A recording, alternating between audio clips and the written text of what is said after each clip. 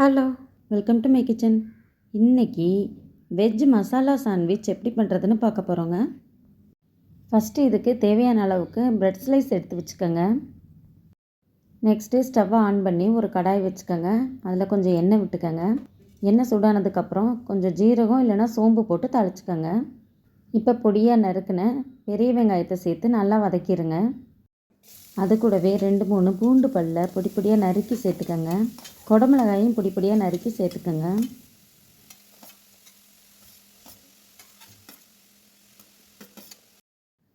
இதை கொஞ்சம் உப்பு சேர்த்து நல்லா வதக்கிடுங்க. வதங்கினதுக்கப்புறம் பொடியாக நறுக்கி வச்சுருக்கிற தக்காளி சேர்த்துக்கோங்க.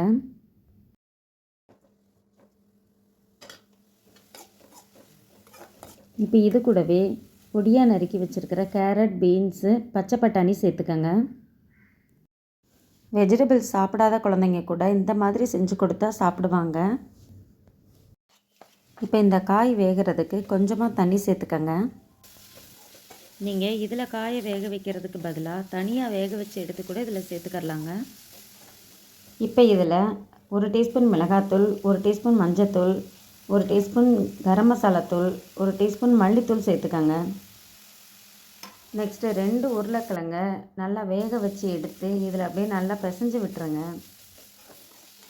நீங்கள் காய்கறி எவ்வளோ குவான்டிட்டி எடுக்கிறீங்களோ அதுக்கேற்ற மாதிரி உருளைக்கிழங்கையும் எடுத்து நல்லா பிசைஞ்சு உதுத்து விட்டுருங்க. காய்கறியெல்லாம் நல்லா வெந்ததுக்கப்புறம் உருளைக்கிழங்கு சேர்த்து வதக்குங்க. உருளைக்கிழங்க நல்லா கட்டி இல்லாமல் மசிச்சு விட்டுருங்க. இப்போ இது கூடவே 2 டீஸ்பூன் எண்ணெய் சேர்த்து நல்லா வதக்கிடுங்க. நம்ம இந்த வெஜிடபிள்ஸோட உருளைக்கிழங்கு சேர்க்குறனால நல்லா பைண்டிங் ஆகி சேர்ந்து வருங்க. இதுக்கு எண்ணெய் ரொம்ப தேவைப்படாதுங்க. இதை வதக்கிறப்ப மட்டும் அப்பப்போ எண்ணெய் சேர்த்துக்கங்க போதும். இந்த மசாலாவெல்லாம் கிளறப்ப ஸ்டவ்வை சிம்மில் வச்சுக்கோங்க, இல்லைனா அடி பிடிச்சிரும். இப்போ பாருங்கள், எல்லாம் ஒன்று சேர்ந்து மசாலா நல்லா வந்துருச்சுங்க. இந்த ஸ்டேஜில் ஸ்டவ்வை ஆஃப் பண்ணிடுங்க. ஃபைனலாக கொத்தமல்லியை பொடியாக நறுக்கி சேர்த்துக்கோங்க. கொத்தமல்லியை டெய்லி இந்த மாதிரி எதுலையாச்சும் சேர்த்துக்கோங்க. இதில் விட்டமின் ஏ, சி, அயன் கண்டென்ட்லாம் நிறையா இருக்குங்க. அதனால் இது உடம்புக்கும் நல்லது. இதில் சேர்க்குறனால அந்த டேஸ்ட்டும் ரொம்ப நல்லா வரும். இப்போ மசாலா செஞ்சு முடிச்சிட்டோம். இதை தனியாக எடுத்து வச்சுருங்க. நெக்ஸ்ட்டு நமக்கு தேவையான அளவு ப்ரெட் எடுத்துக்கோங்க. தோசைக்கல் சூடானதுக்கப்புறம் கொஞ்சம் பட்டர் போட்டு நல்லா மெல்ட் பண்ணிடுங்க. இப்போ நம்ம எடுத்து வச்சுருக்க ப்ரெட் ஸ்லைஸை அந்த பட்டர் மேலே வச்சு 2 பக்கமும் பட்டர் போட்டு நல்லா ரோஸ்ட் ஆனதுக்கப்புறம் எடுத்துருங்க. இப்போ இது மாதிரியே நமக்கு வேணுங்கிற அளவு எல்லா ப்ரெட்டையுமே இந்த மாதிரி ரோஸ்ட் பண்ணி எடுத்து வச்சுக்கோங்க.